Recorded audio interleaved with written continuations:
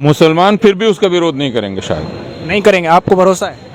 मैं ऐसा मानता हूँ। अभी तक तो मुसलमानों ने भगवा का विरोध नहीं किया, अभी तक नहीं किया। ये भगवा पहन के हिजाब का विरोध कर रहे हैं, तो इसका मतलब कि हिंदू अब हर चीज मुसलमान क्या कर रहे हैं वह देख के करेंगे।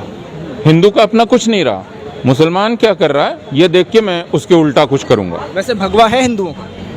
मुझे नहीं मालूम, भगवा दरअसल आप भी तो हिंदू हैं सर। काशाय वस्त्र है। हमारे साथ इस वक्त प्रोफेसर अपूर्वानंद जी मौजूद हैं। अपूर्वानंद जी, जिस तरह से कर्नाटक का पूरा मुद्दा इस वक्त जोरों पर है और कर्नाटक से ये मुद्दा देश के अलग अलग राज्यों में पहुंच रहा है, अब ये विवाद अलीगढ़ तक पहुंच चुका है, इस पूरे मुद्दे पर क्या कहना है, हिजाब विवाद पर? इसको हिजाब विवाद नहीं कहना चाहिए, इसको कहना चाहिए कि यह जो हिजाब पहने हुए औरतों पर हमला हो रहा है, हमें इसको इस रूप में कहना चाहिए कि यह मुसलमान औरतों पर हमला है।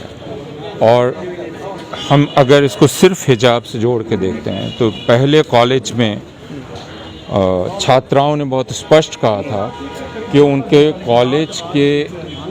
कॉलेज के अंदर उर्दू बोलने से, सलाम करने से भी मना किया जाता था। तो यह सवाल है कि मुसलमान होने की आपकी जो पहचान है, उस पहचान पर यह हमला है। और अब हम देख रहे हैं कि यह कर्नाटक में नहीं, यह दूसरे राज्यों में भी फैल गया। तो जो कुछ भी मुसलमान होने की निशानी होती है उस पर लगातार हर तरफ से हमला किया जाएगा। जैसे अब कुछ जगह यह बात शुरू हो गई है कि अगर आप अजान करेंगे तो हम गाने बजाएंगे, आप अगर नमाज पढ़ेंगे तो हम वहाँ भजन करेंगे। आप हिजाब नहीं पहन सकते, लेकिन हिंदू औरतें बिंदी तो लगा सकती हैं, हाँ? तो बिंदी वो लगाएंगी, चूड़ी वो पहनेंगी, मंगलसूत्र वो पहनेंगे, बाकी लोग टीका लगाएंगे। तो लेकिन मुसलमान हिजाब नहीं पहन सकती। तो ये बात बहुत साफ है कि मुसलमानियत की पहचान को ही पब्लिक स्पेस से अलग कर देने की कोशिश हो रही है। लेकिन कौन है जो इसका विरोध कर रहे हैं और भगवा रंग के गमछे डालकर सड़क पर उतर रहे हैं? और एक खास नारा है अपूर्वा जी, आप भी उस नारे को अच्छे से जानते हैं, जो नारा लगातार लगाया जाता है, कहा जाता है जय श्री राम, और हम इस चीज का विरोध करेंगे। अब आप मुझे ये बतलाइए, हम सब हिंदुस्तान में रहते आए हैं, मैं खुद हिंदू हूँ, कि कब से हिंदू भगवा गमछा पहनने लगे और जिस तरह की पगड़ी वहाँ बांधी जा रही, डिजाइनर पगड़ी, वो पहन के कब से लड़कियां, हिंदू लड़कियां और हिंदू डिजाइनर पगड़ी है जो बांटी जा रही है। वहाँ किसी हिंदू के घर में ना तो वैसी भगवा पगड़ी होती है ना भगवा गमछा होता है, वो बाकायदा वैन से बांटा जा रहा है। तो हम देख रहे हैं कि एक धोखा है जो हिंदू खुद को दे रहे हैं। दूसरे कि हिंदू लड़के लड़कियों को मुजरिम बनाया जा रहा है, क्योंकि उनको ये बांट के और फिर वो पत्थर फेंक रहे हैं। यानी हो क्या रहा है, ये हिंदू लड़के लड़कियां जो 17-18 साल के हैं, इन सब के अंदर आप हिंसा और घृणा भर रहे हैं और इनको अपराधी बना रहे हैं।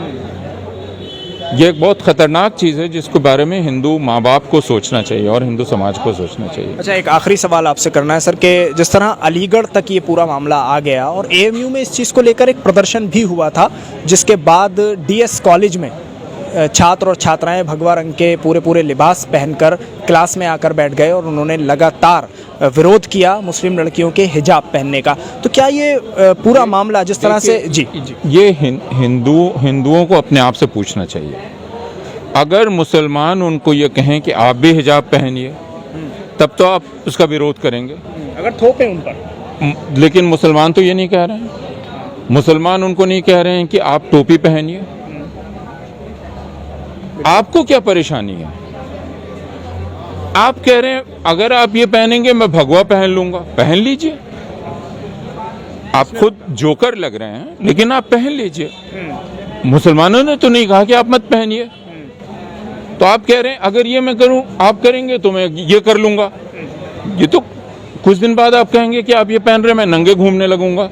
तो अब इसका क्या किया जा सकता है? ये एक किस्म की बीमारी है, दिमागी बीमारी। कहा ना सर, ये जो आपने कहा कि कुछ दिनों बाद अगर कोई बात होगी तो कहा जाएगा कि नंगे घूमने लगेंगे, तो ये तो कहा गया, उन्होंने कहा कि अगर इस तरह से आएंगे बुर्खा ओढ़कर और नहीं मानेंगे तो हमारे जो नागा बाबा हैं और इस तरह की शिक्षा ले चुके हैं वो लोग निर्वस्त्र होकर क्लासों में आ जाएंगे और स्कूलों में आ जाएंगे। ये बात हुई है? वो क्या छात्र हैं वहाँ के? आना चाहते हैं, बेशक आए। मुसलमान फिर भी उसका विरोध नहीं करेंगे, शायद नहीं करेंगे। आपको भरोसा है?